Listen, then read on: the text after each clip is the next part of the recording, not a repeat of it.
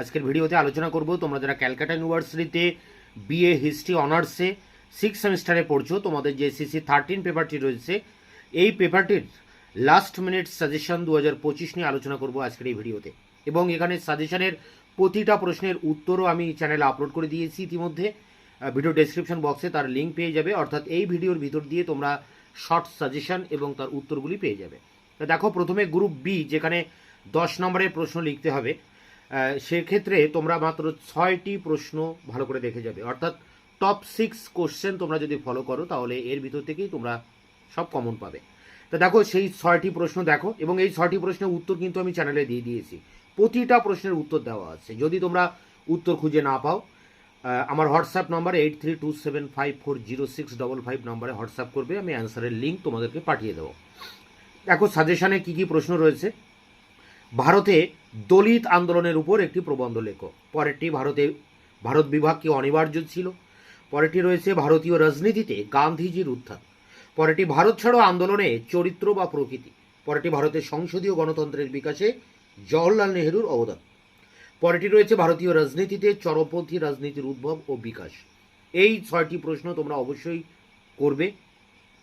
প্রতিটা প্রশ্নই ভারত থেকে, ভারতের দলিত আন্দোলন, ভারত বিভাগ, ভারতে গান্ধীজির উত্থান, ভারত ছাড়ো আন্দোলন, ভারতের সংসদীয় গণতন্ত্রের বিকাশ, ভারতের চরমপন্থী রাজনীতির উদ্ভব।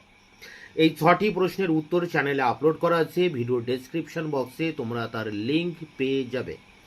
এছাড়া তোমরা আরও 2টি এক্সট্রা প্রশ্ন এখানে করবে। দেখো, দেখতে পারো, এখান থেকেও কিন্তু প্রশ্ন আসতে পারে। প্রথম প্রশ্ন দেখো, এখানে এক্সট্রা প্রশ্ন 2টি রেখেছি। প্রথম প্রশ্ন রয়েছে 2 বিশ্বযুদ্ধের মধ্যবর্তী সময়। এখানে উল্লেখ করতে পারে 2 বিশ্বযুদ্ধের মধ্যবর্তী সময় মানে 1919 থেকে 1939, এই সময়টা উল্লেখ করতে পারে। আবার বলতে পারে 2 বিশ্বযুদ্ধের মধ্যবর্তী সময়ে সংগঠিত শ্রমিক আন্দোলন। এই শ্রমিক আন্দোলন না এসে আবার কৃষক আন্দোলনেও কিন্তু আসতে পারে। দুটো আলাদা প্রশ্ন, শ্রমিক আন্দোলন, কৃষক আন্দোলন, এই দুটোর একটা পরীক্ষায় আসবেই বলা যায়। তাই এক্ষেত্রে শ্রমিক আন্দোলনের অ্যান্সারটি আমি এখনো দেইনি চ্যানেলে, কিন্তু কৃষক আন্দোলনের উত্তর দেওয়া আছে। শ্রমিক আন্দোলনের উত্তর আমি 1 থেকে 2 দিনের মধ্যে, আগামী 1-2 দিনের মধ্যে নিয়ে আসবো তোমাদের সামনে। পরেরটি দেখো, আইন অমান্য আন্দোলনের গুরুত্ব ও সীমাবদ্ধতা আলোচনা করো।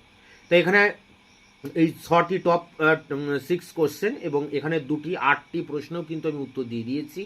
এখানে একটি প্রশ্ন রয়েছে, সেটি শ্রমিক আন্দোলন, তার অ্যান্সার আমি দ্রুত তোমাদের সামনে নিয়ে আসবো। গ্রুপ এ, যেখানে 5 নম্বরের টিকা প্রশ্ন লিখতে হবে, তার জন্য 10টি টিকা তোমরা ভালো করে পড়ে যাবে। প্রথম প্রশ্ন, সেফটি ভালভ তত্ত্ব কি। এটি আমি গোল করে রেখেছি, মানে মার্ক করে, একটি প্রশ্ন একটি, এইগুলো উত্তর আমি এখনো দিতে পারিনি, খুব দ্রুত নিয়ে আসবো তোমাদের সামনে।